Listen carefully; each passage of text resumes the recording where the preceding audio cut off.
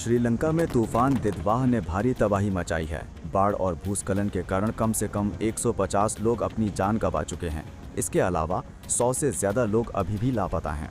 कई इलाके पूरी तरह तबाह हो गए हैं। भारी बारिश और भूस्खलन के कारण सड़कों, पुलों, रेलवे लाइन और पावर ग्रिड बुरी तरह क्षतिग्रस्त हो गए हैं।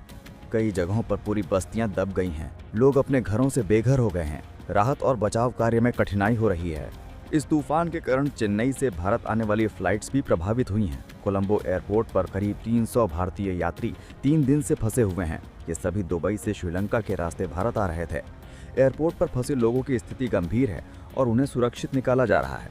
इस आपदा को देखते हुए श्रीलंका के राष्ट्रपति अनुरा कुमार दिसानाइके ने आपातकालीन कानून लागू कर दिया है। इसके तहत उन्हें तबाही से निपटने के लिए व्यापक शक्तियां मिली हैं।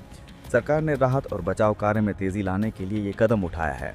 आपदा प्रबंधन केंद्र ने बताया कि इस तूफान के कारण 15,000 से ज्यादा घर नष्ट हो गए हैं। करीब 78,000 लोग अस्थायी आश्रयों में भेजे गए हैं। प्रशासन ने सभी प्रभावित इलाकों में राहत सामग्री और भोजन पहुंचाने का काम शुरू कर दिया है। सेना, नौसेना और वायुसेना राहत और बचाव कार्य में युद्ध स्तर पर जुटी हुई है।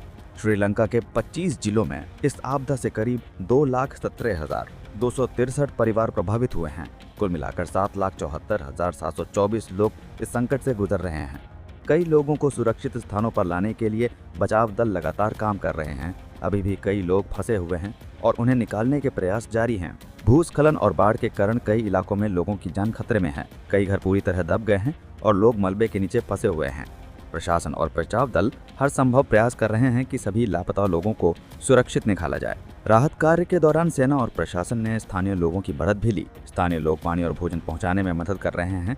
अस्पतालों में घायल लोगों का इलाज चल रहा है। मृतकों के परिवारों को मनोवैज्ञानिक और सामाजिक सहायता दी जा रही है। सरकार ने ये भी कहा है कि अब तक जो मृतकों की संख्या सामने आई है वो बढ़ सकती है। तूफान के बाद कई इलाकों में बुनियादी सुविधाएं नहीं है। लोग खाने पीने और पीने के पानी के लिए संघर्ष कर रहे हैं। प्रशासन ने सुनिश्चित किया है कि सभी प्रभावित लोगों तक जल्द से जल्द राहत सामग्री पहुंचे। श्रीलंका में ये तूफान सबसे गंभीर आपदाओं में से एक माना जा रहा है।